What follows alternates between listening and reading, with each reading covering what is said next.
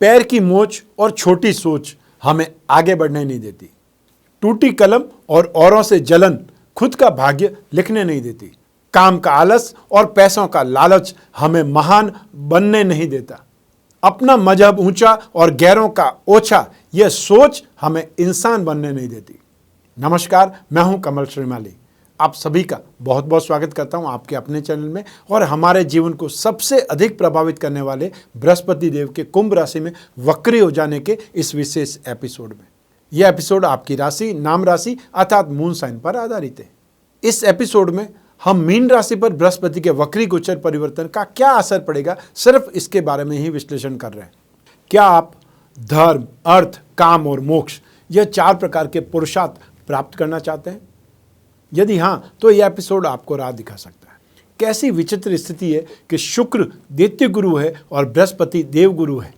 इनमें शुक्र संपत्ति का भोग व बृहस्पति धन प्राप्ति के कारक हैं, लेकिन है दोनों परस्पर शत्रु।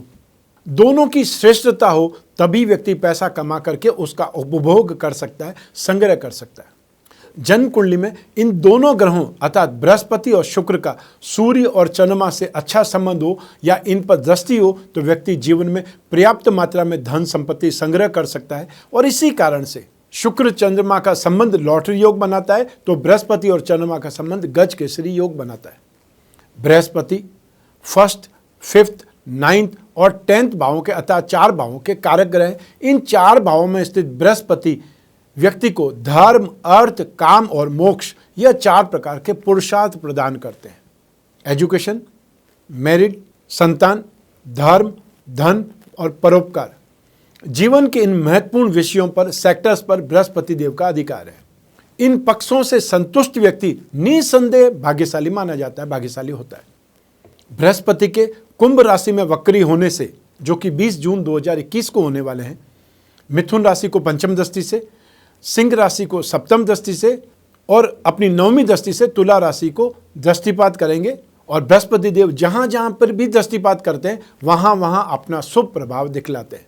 और वक्री बृहस्पति तो और ज्यादा शुभ, अति शुभ माने जाते हैं।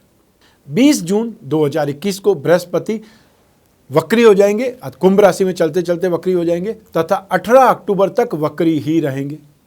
और वक्री चाल से वापस चलते हुए बृहस्पति 14 सितंबर 2021 को तीसरी बार मकर राशि में पुनः प्रवेश कर जाएंगे। बृहस्पति के इस वक्र गति परिवर्तन का प्रभाव सभी राशियों पर होगा।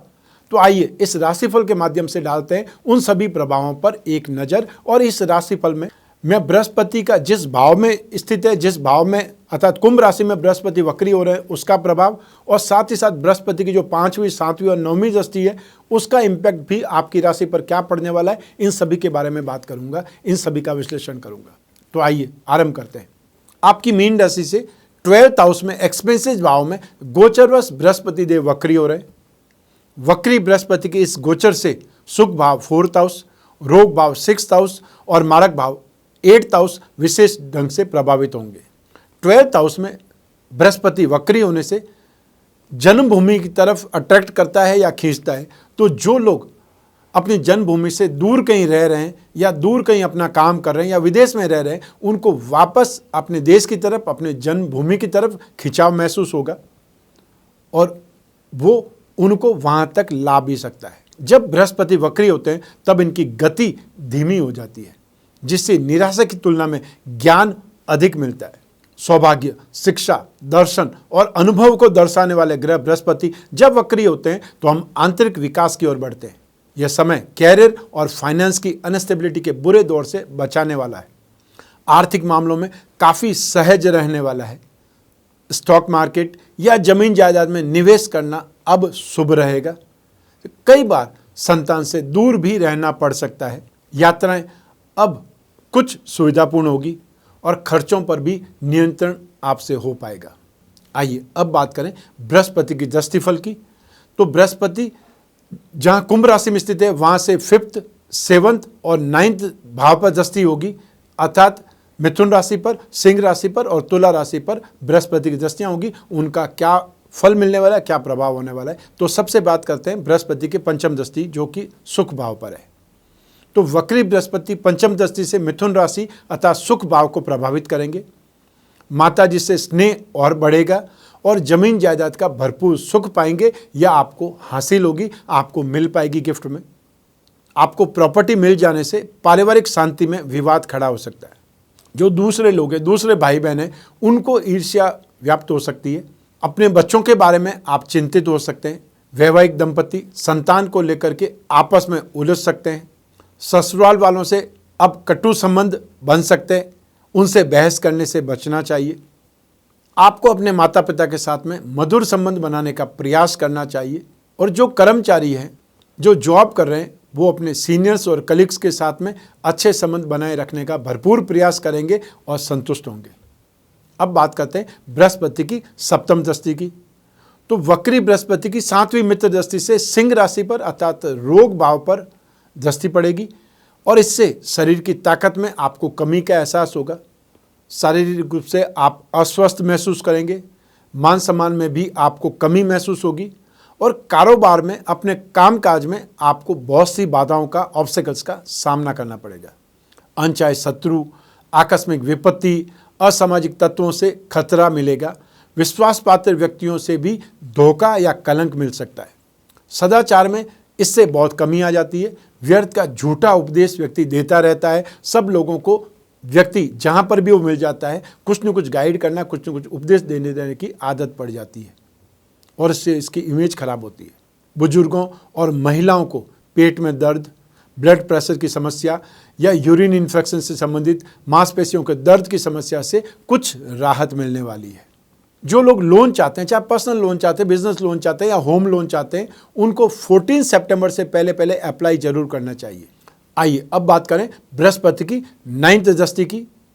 वक्री बृहस्पति 9th दृष्टि से शत्रु राशि तुला राशि अर्थात 8th हाउस पर दृष्टि पड़ेगी। इससे ज्ञान प्राप्त करने के लिए अच्छा गोचर रहेगा, अच्छा समय रहेगा और देवीय प्रकृति, ध्यान, रिसर्च से जुड़ना फायदेमंद होगा या अध्यात्म से जुड़ना अब बहुत कुछ आपको हासिल होगा, सपोर्ट करेगा। इस गोचर में आप निडर हो जाएंगे और हर स्थिति का सामना करने का साहस आप में पनप पाएगा। जो लोग प्रमोशन की आशा कर रहे हैं, उन्हें अपने प्रयास जारी रखने चाहिए क्योंकि देर सवेर वो हासिल होने ही वाला है। नौकरी चाहने या नौकरी चेंज करने में सफलता मिल सकती है, लेकिन इस समय कुछ अनएक्सपेक्टेड खर्च अपने परिवार पर या परिवार सदस्यों की बीमारी की रोकथाम पर करने पड़ सकते हैं। उसके लिए मेंटली आप प्रिपेयर रहिएगा और अरेंजमेंट अर्थात इमरजेंसी फंड का अरेंजमेंट करके रखिएगा। व्यवसाय से जुड़े लोग बाधाओं का सामना करते हुए आगे बढ़ेंगे। आप कई बार उम्मीद से ज़्यादा कामनाएं करते हैं लेकिन आपको वैसे परिणाम नहीं मिलते जैसा आप चाहते थे। इससे आप परेशान हो सकते हैं। सपने देखना छोड़ना नहीं है, लेकिन उम्मीद का एक प्रकार से दामन पकड़े भी रखना है, ये भी याद रखिएगा। तो ये था बृहस्पति का राशिफल आपकी राशि पर। और आइए अब बात करते हैं उपायों की। अगर आप बृहस्पति के दुष्प्रभाव से पीड़ित हैं तो अब मैं जो आपको उपाय बताने जा रहा हूं वो आपको अवश्य ही करने चाहिए। सबसे पहले आप दशावतार विष्णु कवच या लक्ष्मी नारायण कवच का पाठ कर सकते हैं और या फिर यदि आप पाठ पूजा में समय नहीं दे पाते हैं तो इन कवच को धारण कर सकते हैं। और यदि आपको ये कवच धारण करने तो फिर स्क्रीन पर जो नंबर दिए हुए हैं उस पर संपर्क करना पड़ेगा, क्योंकि जब जब विशेष मुहूर्त होंगे, जब जब विशेष पर्व होंगे, तब हम कवच का निर्माण करते हैं आपके लिए। तो आपको जो भी सूचनाएं हमको चाहिए वो आपको सूचनाएं देनी होगी, तब आपके लिए कवच बनेगा और वो कवच सिर्फ आपको ही काम करेगा। दूसरा उपाय, आप पुखराज पहने या फिर आप पुखराज की जगह पे उपरत्न सुनेला पहन सकते हैं। बृहस्पति जो ग्रह उसके यंत्र की अंगूठी बना करके धारण कर सकते हैं, या जो पेंडल पहनना चाहते हैं वो बृहस्पति ग्रह के यंत्र के साथ में पुखराज या सुनेला जो भी सामर्थ्य है उसके अनुसार जड़वा करके धारण कर सकते हैं। बृहस्पतिवार को ये पेंडल या अंगूठी पहननी चाहिए और बृहस्पतिवार को सूर्योदय से 1 घंटे के अंदर अंदर। बृहस्पति ग्रह का पिरामिड या नवग्रह पिरामिड जहां आप सोते हैं वहां साइड टेबल पर या अपने बेडरूम में रखना चाहिए, जिससे माइंड, बॉडी और सोल पर नेगेटिव इम्पैक्ट नहीं हो और ये सारी चीज़ें ट्यून अप रहे। पारद विष्णु प्रतिमा पर या पारद विष्णु प्रतिमा घर की पूजा में स्थापित करके नित्य उस पर अभिषेक करना है। वो अभिषेक ठीक आप जल में थोड़ा सा केसर डाल करके कर सकते हैं, दूध में केसर डाल के कर सकते हैं, और या फिर जल में 2 बूंद इत्र की डाल करके कर सकते हैं। अभिषेक करते समय ओम नमो भगवते वासुदेवाय मंत्र का उच्चारण करते रहना है, चाहे जोर से करें चाहे मन ही मन करें। हर बृहस्पतिवार के दिन जब तक बृहस्पति वक्री है या आपकी कुंडली में बृहस्पति इंपॉर्टेंट है तो आप हमेशा भी कर सकते हैं, हर गुरुवार को नियमित कर सकते हैं। अन्यथा जब तक बृहस्पति वक्री है उस समय तक करें। बृहस्पतिवार के दिन गाय को गुड़ या केला खिलाएं।